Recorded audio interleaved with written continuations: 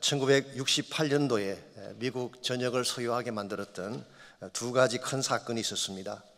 하나는 마르틴 루터 킹 목사님의 암살 사건이고, 또 하나는 로버트 케네디 상원 의원의 암살 사건입니다. 그해 4월 킹 목사님의 암살 사건으로 미 전역에 소요가 일어났습니다. 워싱턴 DC와 볼티모어 혹은 시카고 등지에 엄청난 반대 시위가 일어났고, 수많은 사람들이 죽기도 하고 수많은 건물이 불타거나 회파되기도 했습니다. 그리고 그해 6월 달에 로버트 케네디가 암살을 당합니다. 우리 코리아타운에 가까이 있는 엠베시더 호텔에서 그 안에 총을 맞고 세상을 떠나게 되죠. 이 사건으로 정치판이 요동치고 수많은 사람들이 불안감과 좌절감에 사로잡혔다고 합니다. 이와 같이 미 전역이 레이셜 이슈 때문에, 좌절감 때문에 가득 차 있던 1969년 봄날 어느 날인데요, 폴 사이먼이라고 하는 사람이 뉴욕에 있는 자기 아파트 창을 통해 흘러가는 강물을 바라보고 있습니다. 이스트 리버라고 하는 지금 물결이 샌 그런 강물이 있습니다. 그 강물을 바라보다가 자신도 모르게 이런 시상이 떠올랐다고 합니다. 저 소용돌이 치는 강물처럼 험악한 세월을 보내고 있는 이 사람들에게 다리가 되어줄 수는 없을까? 누군가가 다리가 필요한데 저 험한 세상 사람들에게 누가 다리가 되어줄 수 있을까? 그건 떠오르는 시상을 노트에 적어 내려가기 시작했고, 이것이 한 편의 노래가 됐습니다. 이렇게 해서 만들어진 노래가 험한 세상의 다리가 되어 Like a bridge over troubled water라고 하는 유명한 노래가 됐어요. 아서 가펑클이라고 하는 사람과 듀엣을 불렀는데, 그래서 여러분이 아시는 사이먼 앤 가펑클이 여기서 나온 것입니다. 70년대 전 세계적인 반향을 일으키는 그런 노래가 됐죠. 자, 그 노래 가사의 일부를 잠깐 소개해드리면 다음과 같습니다. 당신이 지쳤을 때, You are weary. 작다고 느낄 때, Feeling small.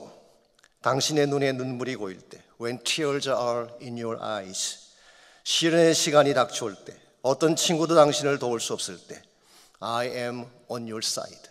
내가 당신 편이 되어주겠습니다. 험한 세상의 다리처럼 Like a bridge over troubled water, I will lay me down. 나 자신을 당신을 위해 내어드리고 싶습니다. 꼭 찬양 가사 같지 않나요? 가장 힘들 때 우리 곁에 와서 말씀하시는 예수님의 모습을 연상하게 합니다. 실제로 폴 사이먼이 나중에 고백한 그 고백에 하면은 이 가사를 쓸 때 사실은 스완 실버톤즈라고 하는 남부지방에 있는 베프티스트 가스펠 싱어입니다. 침례교 출신의 복음성가 그룹이 부르는 찬양에서 그 영감을 받았다고 고백했습니다. 그러므로 이 노래는 우리 크리스찬 정신을 담고 있다고 해도 과언이 아닙니다. 실제로 크리스찬 삶의 본질이 그 아니겠습니까? 험한 세상의 다리가 되는 것, 이것이 크리스찬 삶의 본질입니다. 다리라고 하는 것은 두 곳을 연결시켜주는 역할을 하죠. 외딴 섬과 육지를 연결시켜주기도 하고, 험악한 계곡을 지나서 평지로 갈 수 있도록 길을 만들어주는 것도 다리입니다. 크리스찬의 역할이 이와 같다는 것입니다. 여러분과 저는 하늘의 축복을 받은 사람들이죠. 하나님께서 우리 마음속에 복음을 통해서 생명의 축복과 하늘의 소망을 안겨주셨습니다. 우리는 이 많은 축복을 받고 그냥 살아가는 것이 아니라 이 사실을 알지 못하는 험한 세상 사람들에게 다리가 되어서 하늘의 평화를 나누어주고 소망을 나누어주는 것이 크리스찬 삶의 과제라고 하는 것입니다. 우리 모두가 잘 아는 바처럼 지금 우리 모두도 어려운 시기를 통과하고 있습니다. 곳곳에 소요의 바람이 불어오고 있습니다. 코로나 사태는 아직 멈추지 않았습니다. 지금도 사람들이 죽어나가고 있고 두려움과 공포가 우리의 마음을 붙잡고 있습니다. 인종차별의 소요도 아직 멈추지 않았습니다. 정치권도 불안하고 경제적인 전망도 어둡습니다. 이와 같은 여파로 말미암아 우리 개인의 삶이나 가정에도 크고 작은 풍랑들이 일어나고 있습니다. 이와 같이 온 땅에 수여하고 있는 이런 상황에서 여러분과 제가 크리스찬으로서 해야 될 역할이 무엇일까요? 탄식만 하고 앉아있으면 될까요? 아니면은 세상을 정죄하고 비판하며 구경만 하고 있어야 될까요? 저는 둘 다 아니라고 생각합니다. 이런 때일수록 여러분과 저는 브릿지 역할을 해야 돼요. 험한 세상의 다리가 되어서 이 악한 세상의 평화를 나누어주고 소망의 빛을 던져주어서 이 땅이 다시 밝아지게 만들어야 하는 것입니다. 하나님 여러분과 저를 이것을 위해 불러주셨습니다. 그러므로 우리는 이 땅을 살면서 트러블 메이커로 살아서는 안 됩니다. 혹은 세상과 단절된 채 무관심하게 살아가도 안 됩니다.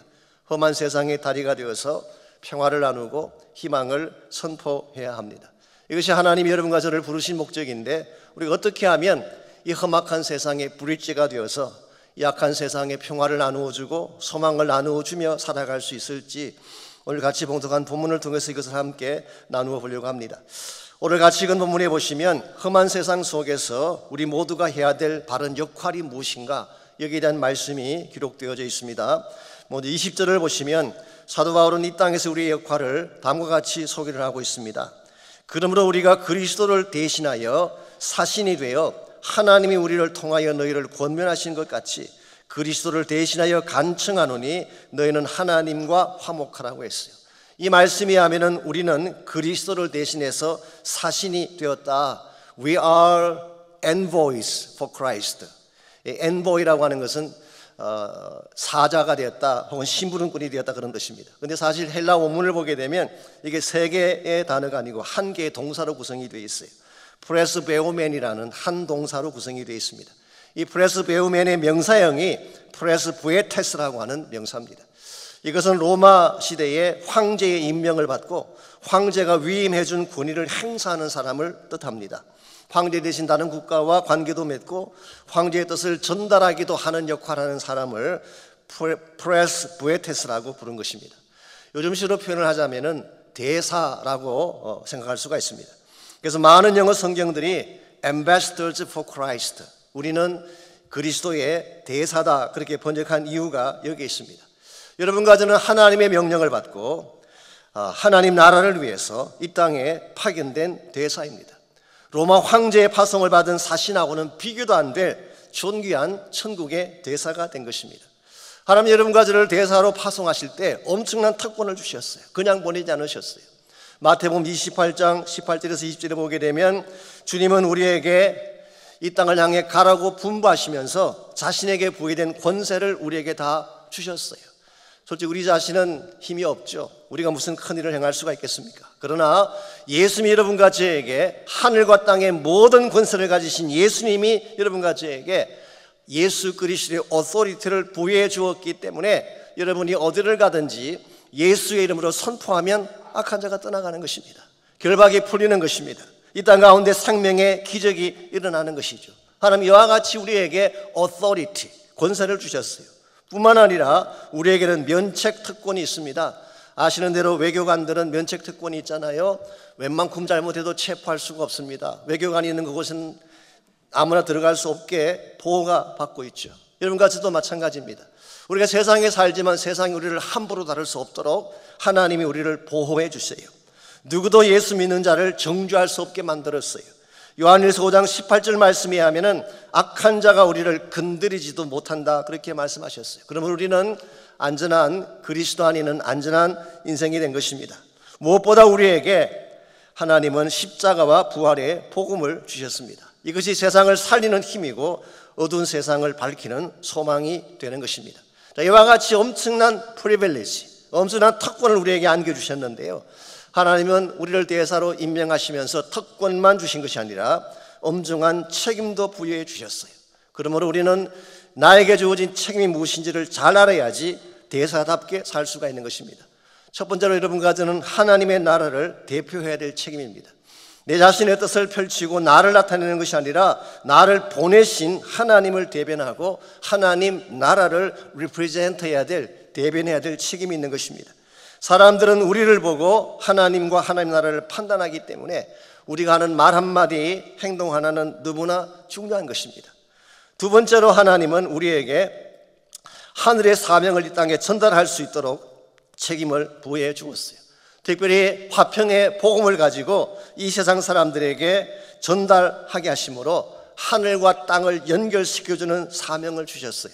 마치 예수님이 십자가를 지심으로 하늘과 땅의 다리가 되신 것처럼 우리도 이 험한 세상의 브릿지가 되어서 하늘의 생명의 복음을 이 땅에 나눌 책임을 허락해 주신 것입니다. 이와 같은 책임을 완수할 때 우리는 이 땅을 살아가지만 하나님이 부르신 대사답게 살 수가 있고 주의 영광이 되어 살아갈 수가 있는 것입니다. 여러분의 삶은 이와 같은 대사의 삶에 합당한지요? 우리 모두가 정말 세상 사람들에게 축복의 브릿지가 되어 살고 있는지, 사악하고 험악한 세상을 보며 탄식하고 비판만 해서는 안 됩니다. 우리가 그들 가운데 들어가서 그들을 품고 참하늘의 평화와 축복을 나누어 줄 때에 하나님께서 기뻐하시는 천국의 대사가 되는 것입니다. 우리가 어떻게 할 때에 하나님께 파송받은 천국의 대사로서 험한 이 세상에 다리를 놓으며 살아갈 수 있을까요? 오늘 본문을 보시게 되면 우리가 험한 세상에 다리가 되는데 필요한 몇 가지 원리가 오늘 본문에 소개가 되어 있습니다. 첫 번째로 우리에게 필요한 것이 화목의 심령, Mind of Reconciliation, 화목한 심령이 먼저 주어져야지 세상에 평화를 줄 수가 있는 것입니다. 내 마음속에 평화가 없는데 어떻게 세상에 평화를 줄 수가 있겠어요? 나의 마음이 깨어지고 상해 있는데 어떻게 세상에 화목을 만들어낼 수가 있겠어요? 그러므로 우리가 해야 될 1차적인 것은 하나님과 화목함으로 우리 심령 가운데에 평화가 임하게 하는 것입니다. 그래서 18절을 보시면 바울은 우리가 먼저 화목할 것을 제시하고 있죠. 18절, 모든 것이 하나님께로서 났으며 그가 그리스도로 말미암아 우리를 자기와 화목하게 하시고 또 우리에게 화목하게 하는 직분을 주셨다고 하셨어요. 우리에게 직분을 주시기 전에 먼저 하나님은 자기와 화목하게 만드셨다. He reconciled us to himself. 우리를 그분과 화목하도록 그렇게 만드셨다는 것입니다. 여러분, 모든 것의 시작자는 하나님이십니다. 사랑도 그분이 먼저 시작하셨고 구원도 그분이 시작하셨어요. 언약의 말씀도 그분이 시작하셨고 계시의 말씀도 하나님이 시작하셨습니다. 하나님께서 모든 걸 다 준비하신 후에 이 타락한 인생에게 먼저 손을 내미셨어요. 하나님이 내미신 손을 붙잡을 때 하나님이 준비하신 그 모든 축복이 여러분의 것이 되는 것입니다. 하나님이 내미신 손을 붙잡는 행위를 우리는 믿음이라고 말할 수가 있습니다. 하나님이 나에게 약속하신 모든 것을 믿음으로 붙잡게 되면 그 축복이 나의 소유가 되는 것입니다. 오늘 본문의 말씀에 의하면 화목의 제안도 하나님이 먼저 시작하셨다, 그렇게 말씀하고 있어요. 여기서 화목이란 단어 reconciled, 동사형이죠. 혹은 reconciliation, 이 말은 깨어진 관계가 회복된다 그런 뜻이에요. 원수되었던 관계가 회복되어져서 평화가 주어진다 그런 뜻입니다. 그래서 현대 성경은 이것을 make peace라고 그렇게 번역하기도 했습니다. 자, 하나님이 여러분과 저를 부르실 때에 하나님께서 먼저 화목을 준비하시고 손을 내미신 것입니다. 누구를 통해 화목을 준비하셨을까요? 예수 그리스도의 십자가를 통해서. 예수님을 십자가에 못 박아 죽게 하심으로 말미암아 하나님과 화목할 수 있는 길을 열어주시고 그 다음 화목의 손을 하나님께서 내미신 것입니다. 이와 같은 하나님의 손을 붙잡는 믿음을 갖게 되면 우리 심령 가운데 화목이 임하게 되고 하늘의 평화가 찾아오는 것입니다. 사실 우리 인간의 마음이라고 하는 것은요, 많은 부분에서 깨어져 있습니다. 깨어져 있어요. 크랙되어 있어요. 이 죄악과 상처 때문입니다. 오늘날 행복해야 될 가정의 어려움을 겪고 위기를 겪는 근본 이유는 환경 때문이 아닙니다. 마음이 깨어지고 상하면 모든 것이 다 깨어지는 것입니다. 아무리 풍요로운 환경에서 잘 먹고 잘 사는 것처럼 보여도 마음이 상하면 평강의 복을 누릴 수가 없고 결국은 비참한 삶을 겪게 되는 것입니다. 지난 월요일에도 제가 신문을 보니까 미국의 유명한 부자 한 사람이 자살하지 않았습니까? 스티브 빙이라고 하는 사람, 18세의 할아버지로부터 6억 불의 재산을 물려받아서 영화 제작도 하고 투자가로서 일도 하면서 명성과 부를 쌓았던 사람으로 알려져 있습니다. 클린턴 재단에 $10 million, 1천만 불에 이렇게 기증을 하기도 하고 엘리자베스 헐이라고 하는 미모의 영국 출신 배우와 함께 살기도 했던, 외관상 보게 되면요 모자랄 것이 하나도 없어 보이는 그런 사람인데 지난 22일 센츄리 시티에 있는 최고급 콘도 27층에서 몸을 던져서 자살하고 말았습니다. 이유가 무엇인가? 마음의 상처와 우울증을 이기지 못해서라고 보도하고 있습니다. 여러분, 우리에게 돈이 필요하긴 하지만 그것이 우리의 행복을 보장하지는 않습니다. 럭셔리해서한 집이나 화려한 삶이 좋긴 하지만 그것이 평안을 가져오는 것은 아닙니다. 우리의 마음이 상해 있으면 인생 전체가 다 상하는 것입니다. 그러므로 여러분이 정말 건강한 인생을 살고 평화가 넘치는 삶을 살기를 원한다면 하나님과 화목해야 돼요. 내 안에 있는 죄를 처리하고 십자가 보혈로 말미암아 깨어진 관계를 회복할 때에 우리 심령 속에 있던 모든 죄악과 상처가 도말되어지고 참된 평안이 주어지는 것입니다. 그래서 욥기 22장 21절을 보면 이런 말씀이 나옵니다. 너는 하나님과 화목하고 평안하라. 그리하면 복이 내게 임하리라. 무슨 말일까요? 하나님은 복을 다 준비하고 계시는데 하나님의 축복을 가로막는 것이 뭐냐? 하나님과 화목하지 않는 것입니다. 하나님과 화목하기만 하면 하나님이 예배하신 모든 축복이 우리에게 임할 것이다 말씀하셨어요. 오늘 여러분의 인생 가운데 혹시라도 무엇이 잘 풀리지 않고 묶인 것처럼 느껴진다면 뭘 점검해야 될까요? 하나님과의 관계를 점검해야 되는 것입니다. 혹시 내가 자백하지 않는 죄가 없는지, 처리하지 않고 안고 사는 상처가 없는지, 내 안에 있는 모든 이런 것들을 십자가 앞에 가지고 나가서 처리하게 될 때 내 마음의 상처가 떠나가게 되고 우리 심령 가운데 하나님이 안겨주시는 진정한 평화가 가득 차게 되는 것입니다. 우리 믿는 사람들이 우리 마음속에 이 평화가 가득 차야지, 하나님이 주시는 평안이 내 마음을 가득 채워야지 세상 사람들에게 평안을 말할 수 있지 않겠습니까? 내가 예수 믿으면서 불행한데 어떻게 예수 믿으라고 전도할 수 있겠어요? 나도 천국에 대해서 확실하지 아니한데 이와 같은 불안한 심령을 가지고 어떻게 다른 사람을 인도할 수가 있겠어요? 그래서 오늘 성경은 너희가 정말 이 세상에 브릿지가 되기를 원한다면 하나님과 먼저 화목하라. 우리 심령 가운데 화목의 심령이 먼저 회복되어진다 말씀하는 것입니다. 이런 면에서 우리가 진정한 의미에서 세상을 축복하기를 원한다면 1차적으로 해야 될 일이 내가 먼저 하나님과 화목하는 것입니다. 두 번째는 화목의 언어가 필요합니다. Language of reconciliation. 화목케 하는 말이 필요하다 그런 뜻이에요. 우리의 마음이 화목의 심령을 갖게 되면요, 우리 입술에서 터져나오는 언어가 화목의 언어가 되는 것입니다. 이게 되지 아니하면 세상을 변화시킬 수가 없어요. 19절 말씀 보겠습니다. 곧 하나님께서 그리스도 안에 계시사 세상을 자기와 화목하게 하시며 그들의 죄를 그들에게 돌리지 아니하시고, 그 다음 말씀 뭐라고 하셨어요? 화목하게 하는 말씀을 우리에게 부탁하셨다고 했어요. 하나님은 죄를 알지도 못하는 예수님을 여러분과 저를 위해 이 땅에 보내시고 화목제물 되게 하셨어요. 그래서 예수님의 화목제물 되심 때문에 세상과 하나님이 화목하기를 원하신다고 말씀하고 있어요. 우리가 오해하고 있는 것 중에 하나가요, 하나님은 세상을 미워하시고 적대감을 가지고 있다 그렇게 생각을 하지만 사실 그렇지 않습니다. 하나님은 세상을 사랑하세요. 세상과 화목하기를 원하세요. 여기서 말하는 세상은 물론 people을 말합니다. 사람들을 말하는 것입니다. 이 악한 자가 다스리는 그 세상을 말하는 게 아니라 우리 성경에는 세상이라는 단어가 여러 가지 용도로 쓰임받고 있죠. 오늘 본문에서 말하는 세상은 바로 people을 말하는 것입니다. 요한복음 3장 16절에 보면은 하나님이 세상을 이처럼 사랑했다 그랬잖아요. 그게 말하는 사랑이 바로 세상에 사는 사람들을 말하는 것입니다. 하나님은 이 세상에 사는 모든 자들과 화목을 이루고 그들을 사랑으로 이끌기를 원하시는데 한 가지 문제가 있었던 것입니다. 그 문제가 바로 죄라고 하는 문제. 그래서 하나님께서는 이 죄에 대한 문제를 처리하기 위해서 예수님을 이 땅에 보내신 후에 예수 그리스도를 믿는 자들에게는 더 이상 죄를 그들에게 돌리지 아니하겠다. 이 말은 더 이상 그들의 죄를 카운트하지 않는다 그런 뜻이에요. 영어 성경 보시면은 no longer counting people's sin against them.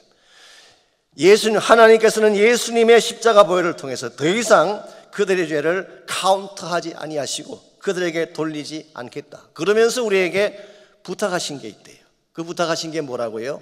화목하게 하는 말씀을 부탁하셨다고 했습니다. 이 화목하게 하는 말씀이라고 하는 것은 화평을 만드는 말씀, peace-making word, 혹은 the message of reconciliation, 그렇게 번역할 수 있는 것입니다.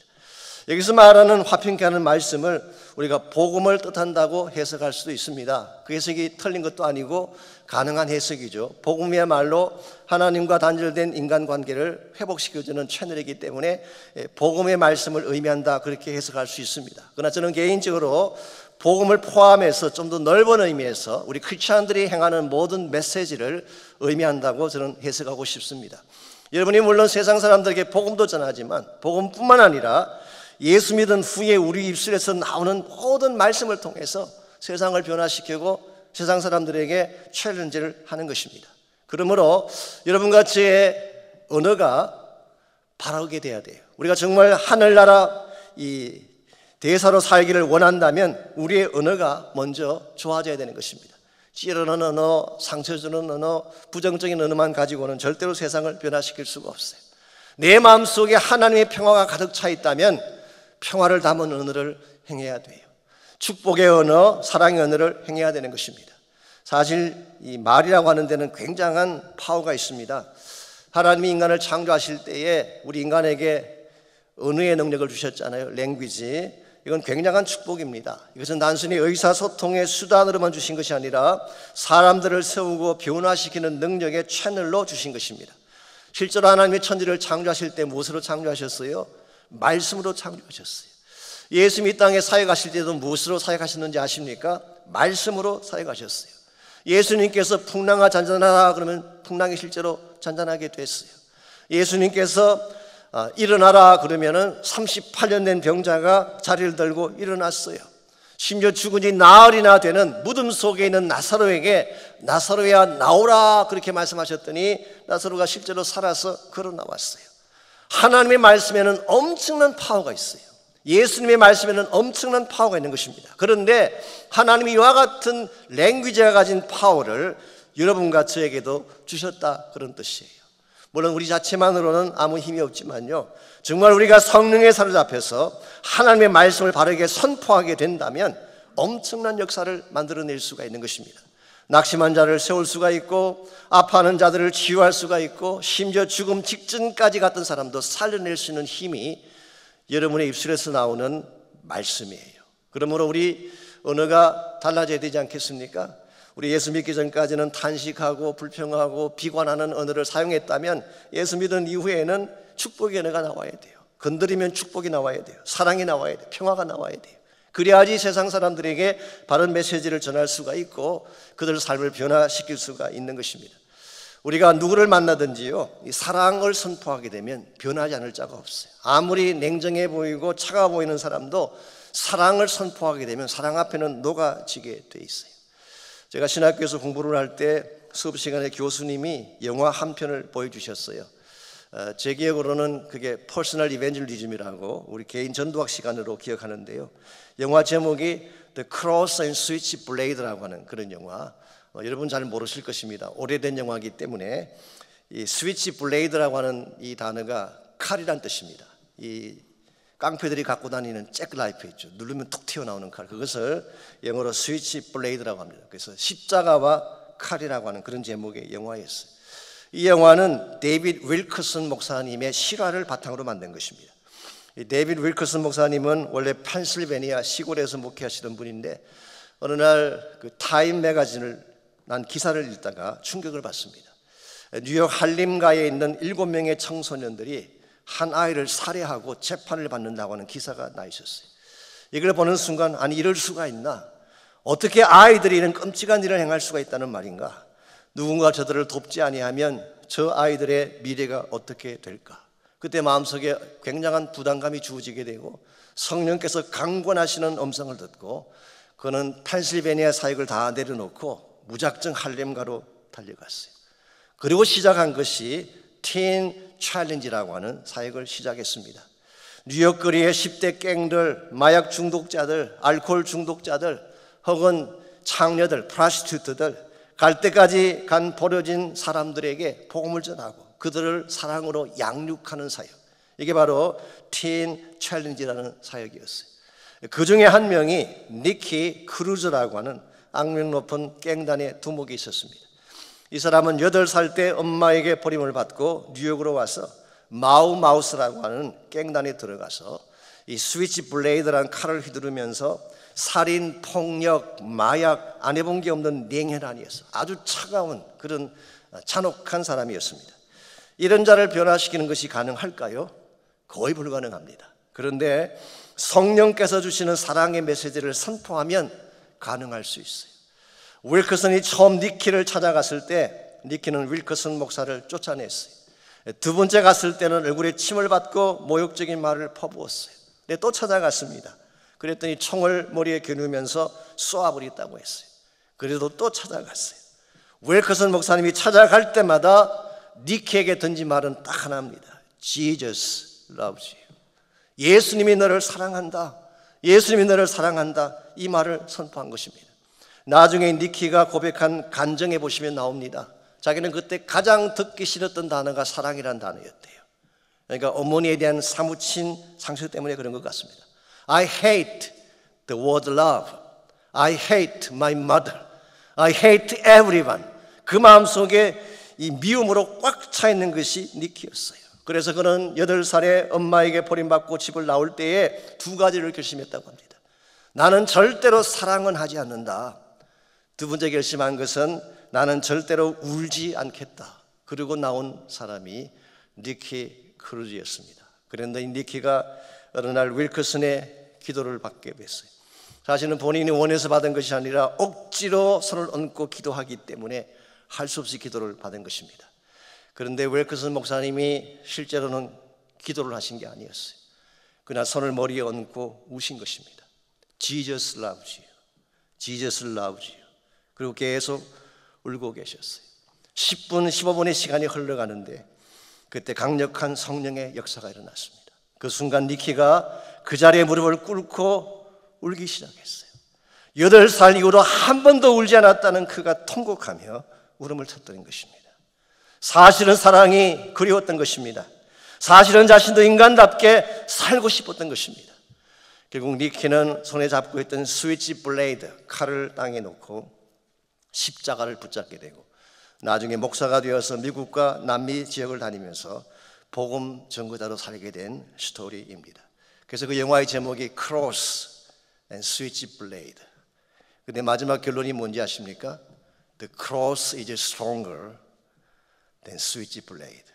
십자가가 칼보다 더 강했다. 이게 사랑의 파워예요.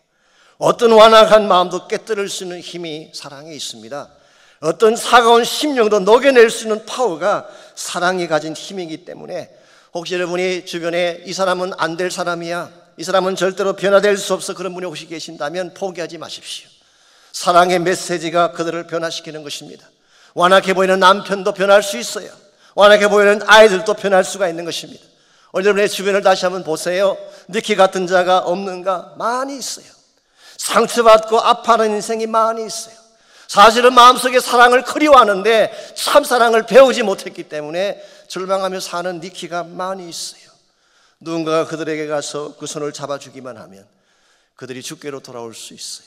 하나님 여러분과 저에게 이 메시지 오브 레콘실리에이션, 이 화목케 하는 말씀을 그래서 부탁하신 것입니다. 하나님 여러분과 저에게 복음을 통해서 생명의 메시지를 주시고 사랑의 메시지를 주시고 참 소망의 메시지를 주셨는데 이것을 세상 사람들에게 전할 때에 여러분이 브릿지가 되는 것입니다. 하늘나라와 이 땅을 연결시켜주는 브릿지로 살게 되는 것입니다. 우리가 이 땅에 살지만 험한 세상의 다리가 되어 살아가려면 1차적으로는 먼저 하나님과 화목해야 돼요. 혹시 여러분 가운데 아직도 하나님과 화목하지 않은 분이 있다면 교회는 나오지만 신앙생활 하는 것처럼 보이지만 내 마음의 근본 중심이 하나님께로 돌아오지 않은 분이 있다면 제일 먼저 해야 될 것이 십자가 앞에 나아가서 예수님 만나는 거예요. 마음의 화목이 일어나는 것입니다. 두 번째로 화목했으면 화목의 메시지를 가진 자가 되어야 돼요. 누구를 만나든지 어디를 가든지 사랑으로 축복하며 살 수 있어야 됩니다. 세 번째로 필요한 것, 이 험한 세상에 다리가 되어 살는데 필요한 세 번째 요소가 화목의 사역입니다. Ministry of Reconciliation. 우리가 정말 내 마음속에 평화가 왔고 하나님 나에게 화목의 말씀을 주셨으면 실제로 화목하게 하는 일을 해야 된다, 그런 뜻이에요. 그래야 세상이 변하는 것입니다. 아까 읽었던 18절 하반부를 다시 보시면은 하나님께서 우리를 화목하게 하신 후에 직분을 하나 주셨죠. 또한 우리에게 화목하게 하는 직분을 주셨다고 했어요. 여기 직분이라고 번역한 이 단어가 타이틀이나 직함을 의미하는 것이 아닙니다. 섬김의 역할을 말하는 것입니다. 헬라말로 디아코니아라는 이 단어는 ministry, 사역이라고 번역할 수도 있고 service, 섬김이라고 번역할 수도 있고 혹은 waiting on the table, 테이블을 섬기는 자, 즉 밥을 짓고 음식을 만들고 식탁을 섬긴다, 그런 의미를 갖고 있어요. 실제로 누가복음 10장 40절에 보면 마르다가 음식을 준비할 때에 이 동일한 단어가 사용됐어요. 디아코니아라는 단어가 사용됐어요. 여러분과 이 땅을 살아가면서 화목을 만드는 자가 되기를 원한다면, 정말 험한 세상에 브릿지가 되는 역할을 하기를 원한다면 실제로 세상 속에 들어가야 돼요. 낮아져야 돼요. 섬겨야 돼요. 희생할 수 있어야 돼요. 나를 하나님께 드리지 않고 나의 삶을 드리지 아니하고 이 땅이 밝아지고 회복되기를 기다리는 것은 있을 수가 없는 것입니다. 우리가 먼저 나를 기꺼이 하나님께 드려 순종할 때에 여러분의 사역을 통해서 화목의 역사가 이 땅 곳곳에 일어나는 것입니다. 저희 한국 땅이 변한 것도 실제로는요, 이 복음이 들어오면서부터 변한 것입니다. 오래전에 선교사님들이 정말 미개한 나라인 조선 땅에 와서 복음 전하지 않았습니까? 제가 옛날에는 몰랐는데 지금 가만히 생각해 보니까 진짜 그분들 대단했다는 생각이 들어요. 제가 작년에 한국을 나갔을 때 양화진이라는 곳을 잠깐 둘러서 봤는데요, 거기는 순교자 기념관도 있고 기념교회도 있습니다. 그리고 실제로 한국에서 사역하신 선교사님들의 묘가 거기에 있어요. 묘지를 가보시게 되면 대개가 가족들과 함께 묻혀 있고요, 심지어는 3살밖에 안 된 어린아이의 묘도 거기에 같이 묻혀 있어요. 어떻게 어린아이가 거기 묻히게 됐을까요? 3살밖에 안 됐는데. 한국의 열악한 환경 때문에 어릴 때 질병에 걸려서 세상을 떠난 것입니다. 왜 선교사들이 그 편안한 자기들의 나라를 두고 문화도 다르고 미개하게 그지없는 한국 땅에 와서, 질병이 창궐한 한국 땅에 와서 자기의 자녀가 질병 때문에 죽어가는 현실을 보면서도 왜 위험을 무릅쓰고 그 땅에 살아갔을까요? 매입이 하나님의 사랑 때문입니다. 하나님이 그들을 사랑하셨기 때문에, 사랑 때문에 하신 일 같아요. 또 한 가지 이유가 있습니다. 이와 같은 사역을 하지 아니하면 이 조선 땅에 하늘의 복음이 임할 수 없기 때문에. 오늘 한국 교회가 성장을 많이 하고 한국 사회가 잘 살게 되었습니다만 우리가 잊어서는 안 될 것이 여기 있습니다. 한국 땅에 와서 복음 때문에 피를 흘린 사람들, 땀을 흘린 그분들의 희생이 있었다는 사실을 잊어서는 안 돼요. 우리가 만일 이 사실을 바로 안다면 우리가 이렇게 복을 받고 하나님의 영광 가운데로 나오게 된 근본 이유가 누군가가 자신의 삶을 들여서 희생했기 때문이라는 사실을 알게 된다면 어떤 삶을 살아야 될까요? 우리도 동일한 사역을 해야 되지 않겠습니까? 여러분과 제가 정말 세상을 밝게 만들기 위해서 The Ministry of Reconciliation, 이 화목의 사역을 할 때에 하나님이 인정하시는 인생이 될 수가 있습니다. 여러분이 하나님께 인정받아야지 성공한 인생이 되는 거 아시죠? 21절을 보시면은 그 사실을 바울은 이렇게 소개하고 있습니다. 하나님이 죄를 알지도 못하신 이를 우리를 대신하여 죄로 삼으신 것은 우리로 하여금 그 안에서 하나님의 의가 되게 하려 하십니다. 예수님 이 땅에 보내셔서 죽게 하신 근본이요, 그 결과 여러분과 제가 구원받게 한 근본 목적이 나와 있어요. 그게 뭐라고 했습니까? 하나님의 의가 되게 하려 하십니다. 여기서 의라고 번역한 단어를 어떻게 해석을 해야 되나? 이건 역시 여러 가지 많은 사실 해석이 있습니다만은 어떤 분은 이것을 칭의로 해석하기도 합니다. 예수님 안에 있게 되면 우리가 의롭게 되지 않습니까? Justification. 그래서 칭의로 해석을 하기도 합니다만은 제 개인적으로는 문맥상 이것은 칭의를 의미한다기보다는 하나님이 인정하시는 삶을 뜻한다고 보는 것이 좋습니다.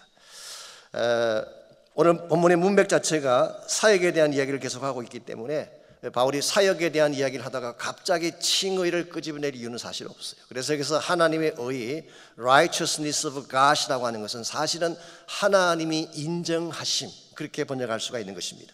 실제로 야고보서 2장 21절을 보면 이 사실이 좋은 예로 나와 있습니다. 아브라함이 그 아들 이삭을 제단에 바칠 때에 행함으로 의롭다 하심을 받은 것이 아니냐, 그런 말씀이 나와요. 어떤 분은 그 본문을 읽고 봐라, 믿음으로 의롭게 되는 게 아니다, 행함으로 되는 거잖아, 그렇게 말하는 분이 계시는데요, 그건 야고보서를 잘못 이해하신 것입니다. 야고보가 거기서 사용한 의롭다는 단어, justified라는 그 단어는요, 인정받았다 그런 뜻이에요. 혹은 증명되었다, proven되었다 그런 뜻이에요. 실제로 야고보가 인용한 그 본문인 창세기 22장 12절을 보게 되면 이렇게 기록이 되어 있습니다. 아브라함이 이삭을 모리아 제단에 바치는 것을 보시고 하나님의 사자가 이렇게 선포하셨어요. 이제야 내가 하나님을 경외하는 줄을 아노라. 사실 아브라함의 믿음은 그 전부터 있었어요. 창세기 15장 말씀부터 아브라함이 믿었고 의롭게 됐어요. 그런데 22장에 와서 비로소 너의 믿음이 proven 되었다 그런 뜻이에요. 여러분과 제가 정말 예수를 믿고 구원받은 자가 됐다면 이제 하나님이 인정할 수 있는, 하나님에게 증명이 될 수 있는 사역에 열매가 있어야 된다, 그런 뜻이에요. 우리는 그동안에 예수 믿고 구원받았으니까 좋다라고만 이야기했지만 하나님이 인정하시는 사역의 열매에 대해서는 관심 갖지 않았어요. 오늘 성경은 말하기를 예수님이 우리를 위해 죽으신 근본 이유가 우리의 남은 생애가 하나님의 인정받는 삶을 살게 하시기 위함이다. 그러므로 우리가 이 세상 가운데 불일치가 되는 것은 옵션이 아니에요. 하나님이 우리를 구원하신 목적이기 때문에. 우리 주변에 보게 되면 사실 방황하고 힘들어하는 분들이 많이 계십니다. 외형상 보게 되면 많은 것을 가지고 있는 분임에도 불구하고 탄식 가운데 사는 분들을 만날 수가 있어요. 자, 그들이 왜 이 땅 것을 많이 소유했음에도 불구하고 탄식하며 살까요? 근본 원인이 하나님과 디스커넥트 되었기 때문이에요. 아무리 좋은 것을 많이 가져도 하나님과 단절되면 죽는 것입니다. 그래서 이와 같이 하나님과 디스커넥트 된 사람들에게 복음을 전가함으로써 그들이 다시 살아나게 하고 소망을 얻게 하는 역할, 이게 바로 The Ministry of Reconciliation, 하나님이 우리에게 말씀하신 화목의 사역, 화목의 역할이 되는 것입니다. 오늘 여러분 주변을 다시 한번 보십시오. 험한 세상 가운데 힘들어하는 분들 많이 계세요. 우린 그동안 그들을 외면하기도 하고 나의 문제가 아니니까 관심 없이 살아왔는지 모르지만 그들은 하나님의 평화를 기다리고 있어요. 하늘의 소망을 기다리고 있어요. 누군가 가서 복음 전해주기를 갈망하고 있어요. 그들에게 가서 바른 하나님의 말씀으로, 바른 진리의 복음으로, 참 사랑으로 그들을 다가가게 되면 그들이 변할 수 있고 새로워질 수가 있는 것입니다. 18세기 영국의 찬송가 작가 중에 윌리엄 카우퍼라고 하는 사람이 있습니다. 우리에게는 많이 알려지지 않았지만요, 이분은 어릴 때 엄마가 일찍 세상을 떠나고 아버지 밑에서 학대를 받았던 사람, 학대를 많이 받는 가운데에 정신병원에 들어갔던 사람입니다. 마음에 주어진 극심한 고통과 절망감을 이기지 못해서 그는 런던 시내에 있는 브릿지위에서 자살을 시도한 적이 한두 번이 아니었다고 합니다.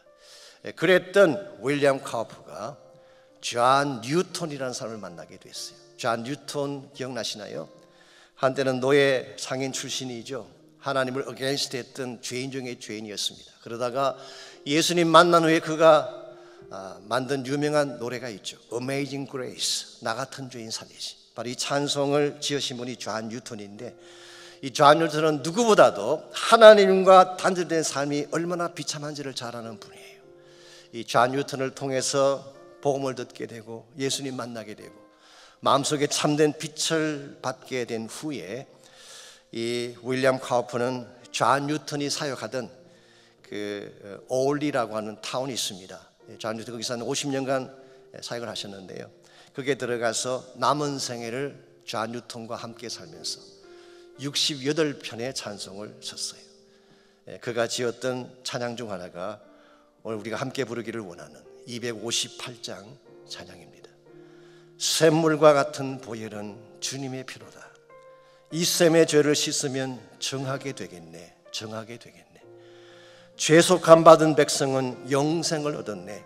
샘 솟듯 하는 피곤새 한없이 크도다, 한없이 크도다.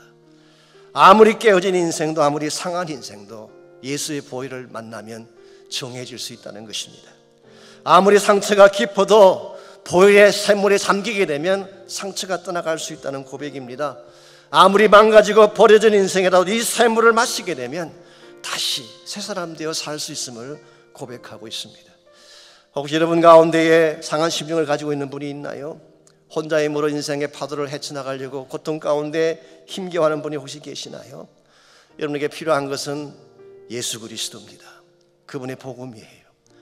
하나님은 여러분을 위해 모든 걸 다 예비하시고 여러분을 초청하고 계세요. 나에게로 나오라. 나오면 내가 너에게 평안을 주마. 너에게 생명을 주마. 내가 너에게 소망을 주마. 내가 아파하는 것이 무엇일지라도 내가 다 치료하고 고쳐주마. 여기 하나님의 초청이 있습니다. 오늘 아침 여러분 한 분 한 분이 주의 초청 앞에 마음의 문을 열고 예수 앞으로 나가는 시간이 있기를 바랍니다. 아울러서 하나님 우리에게 사명을 주셨어요.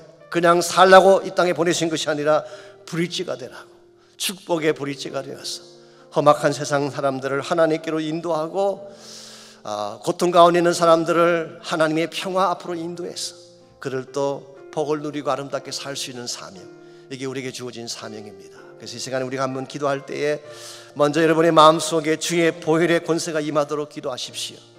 나의 마음이 샘물 같은 주의 보혈에 잠겨지도록 기도하시기를 바랍니다. 아무리 흉악한 죄일지라도 사악한 죄일지라도 보혈의 능력 앞에 녹지 아니할 죄가 없습니다. 이 시간 여러분께서 여러분 마음속에 있는 모든 선뿌리들과 죄악들과 상처들을 보혈 앞에 내어놓고 주님, 나를 씻어주십시오. 나를 맑게 하여 주십시오. 나를 새롭게 변화시켜 주십시오. 고백하며 기도하는 시간이 있기를 바랍니다. 아직 예수님 만나지 못한 분이 혹시 계신다면 마음의 문을 열고 주님을 당신의 구원자로 영접하고 예수님을 내 심령에 모시는 결단하시기를 바랍니다.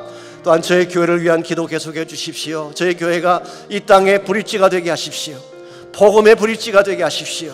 이 세상 사람들에게 축복과 아름다운 소망을 안겨줄 수 있는 브릿지가 되게 해주십시오. 이와 같은 고백으로 우리 다 함께 합심해서 기도합니다.